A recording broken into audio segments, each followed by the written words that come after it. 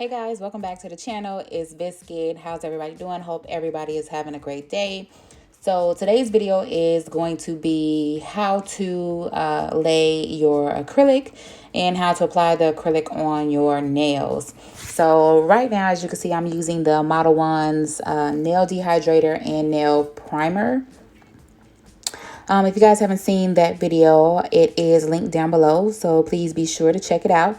I think this was $11.99 off of Amazon, so it wasn't a bad price at all. And Model 1's is definitely a good brand. So you see me right now prepping the nails, and then after that we are going to start laying our acrylic.